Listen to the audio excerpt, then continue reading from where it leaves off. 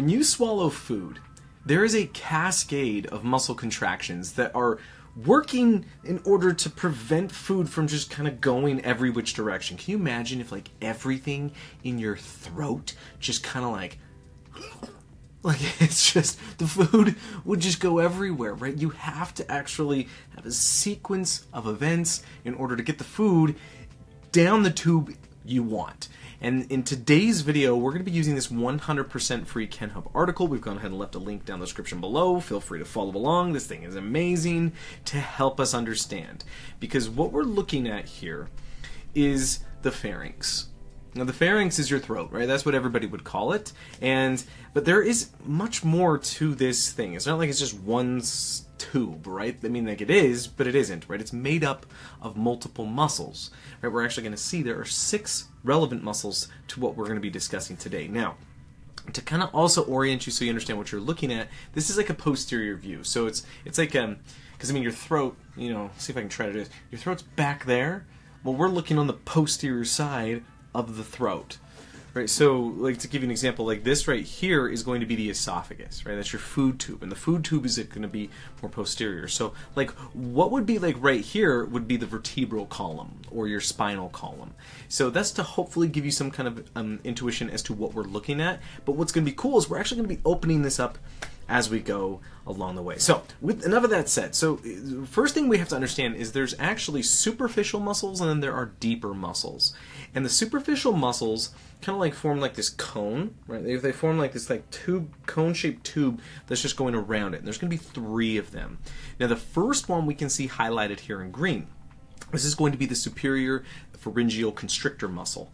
And so this is the one that is going to be contracting first, because you can see the fibers are kind of like they're coming at this angle, but they're also going around, right? This is doing a full 360. And the idea here is it's going to actually be squeezing from the top down, right? Like, that makes probably a lot of sense to you because you want the food to go this direction.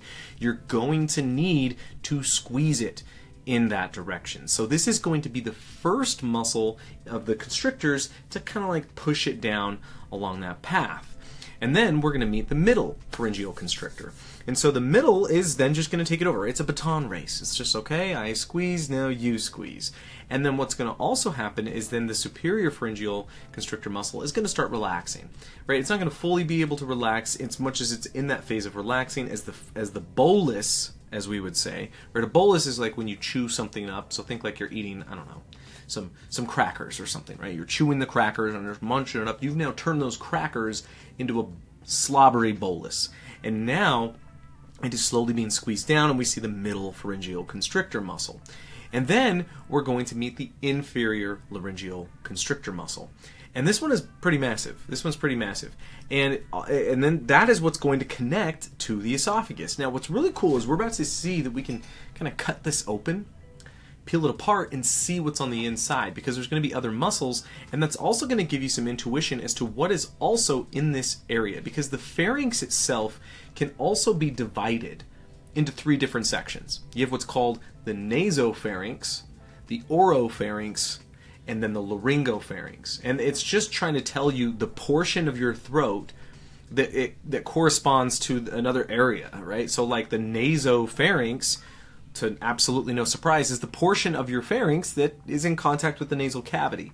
The oropharynx is in contact with the oral cavity or your mouth, and then the laryngopharynx is going to be in contact with your larynx or your voice box, and that's exactly what's on the other side of this muscle. So let's go ahead and now cut it open. And this is where things get kind of cool, because you can see like into like the nasal cavities, right? So you can actually see like the conches, you can see like the nasal septum, because again, we're looking at the posterior view here, right? You're seeing into the oral cavity. Here's the tongue, and then you're seeing like as we're opening up into the larynx, and then we can see as we're going down into the opening of the esophagus. So there's actually like quite a bit to look at here. Now, this first one that we're going to look at, so this is not a constrictor muscle, right? This is going to be deeper down. This is called the Palop Feringius muscle. So the Palop Feringius muscle, as you can see just based off of its fiber orientation here, is going to be lifting the pharynx. Now you might be wondering, why do you want to lift the pharynx? I thought we want things to go down. I mean, that's a fair question.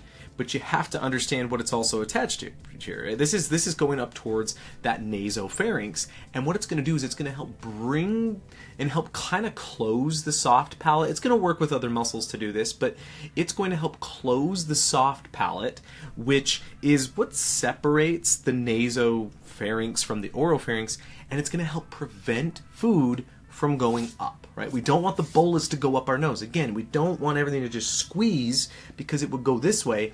But now we have that superior constrictor, right? The pharyngeal constrictor pushing down, but at the same time, we're going to also elevate the pharynx and close off the nasal cavity to just kind of guarantee that food or that bolus is not going to go up into that nasal cavity, right? So this is going to help lift it as well, and just like that, right? So then we're getting the Spingo or Spingo Feringius muscle. So this one is really, really cool, and you can actually play with this one yourself, because this muscle, you see it's connected right here. This is connecting to what is called the auditory tube or the pharyngotympanic tube. This is the connection that your throat or your pharynx has to your middle ear. So this is either going to make you wildly uncomfortable for the rest of your life, or you're going to think this is super cool. I want you to just swallow for me, and you're going to hear little... So go ahead. I'll do it with you. Let's just close our mouths and swallow. Do it again. What just happened? As you were swallowing, the Spingo Feringius muscle pulled on that pharyngotympanic tube and opened it.